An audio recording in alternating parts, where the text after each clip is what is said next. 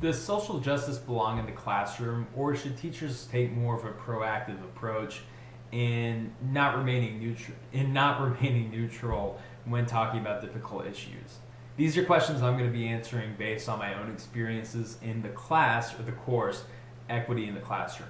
Now, I've really loved being a part of this class. It's had a lot of informative readings and videos, but I've specifically loved the classroom engagement side of the class. And it's been great to talk with my fellow classmates about topics related to like these issues in the classroom.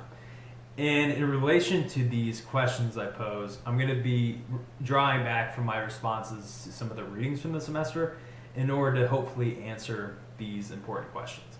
So starting with week 4, for example, we talked about chapters 3 and 4 in the text.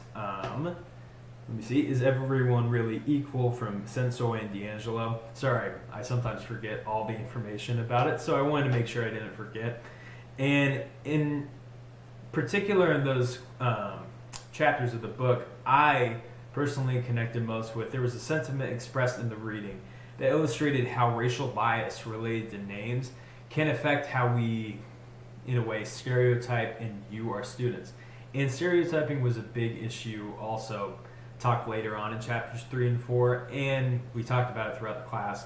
But in general, that idea of names related to race really stuck with me, because specifically that week, I think I mentioned in class, during a video we were watching for the class, or for that week's material, there was a name, I think, in the video that I immediately just assumed was related to a student of African American descent, even though I really didn't have a reason to believe that. I kind of just internally assumed that was the case, even though I didn't have proof.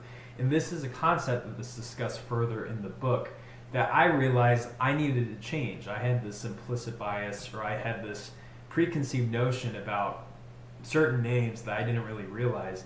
And using that realization was important for me going forward in the semester, because for me, even though I'm not in the classroom at this point in my life, I'm still in school. And sometimes I have, observations or student teaching, but most of the time I'm still learning.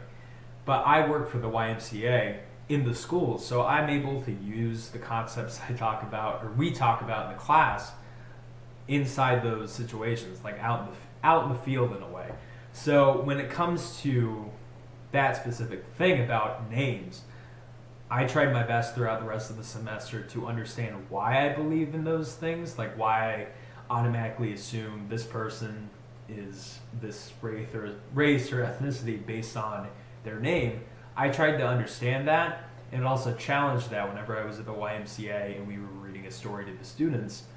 Or if a new student came and I read their names off in my head before they came for the day, I would challenge myself not to think of them based off my preconceived thoughts on what race they were, what ethnicity, or even stereotyping whenever they did come, based on, again, preconceived notions. I tried my best just to get to know them, really, and understand who they were before coming up with these preconceived thoughts and ideas about them.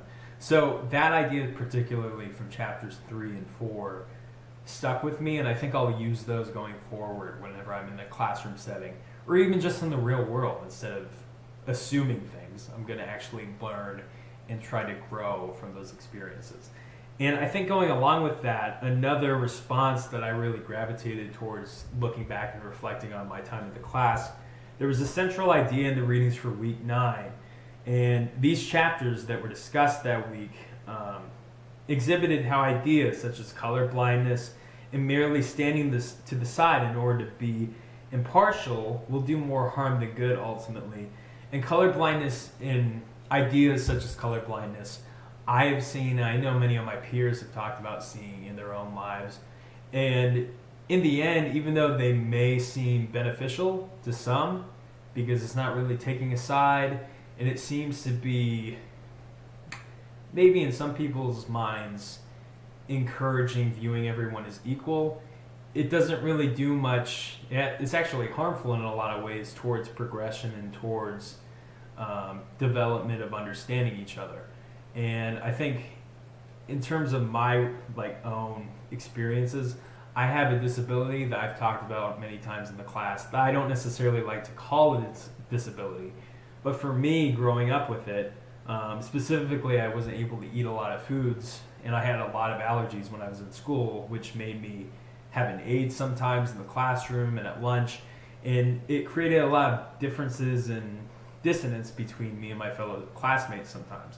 So for me specifically, I think viewing our differences and viewing what makes us unique, whether it be race, ethnicity, disability, whatever you may say, rather than putting that to the side, rather than ignoring it completely, even more serious issues such as social justice, like instead of pushing those to the side, we as teachers need to create a support system where we can discuss these things, where we can insert it into the curriculum, and where we can actually sorry I said but show change and inhibit change in our classroom environments, instead of merely just saying, hey, these are difficult issues, these are things that can become touchy, so we're going to just push them to the side.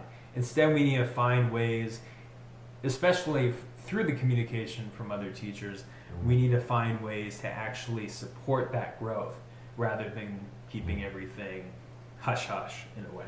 So again, in response to the questions posed, so what I asked at the beginning, I believe social justice, ideas of social justice and modern issues can be difficult subjects to talk about and introduce in a classroom setting, but in the end, if they aren't talked about, change isn't going to happen.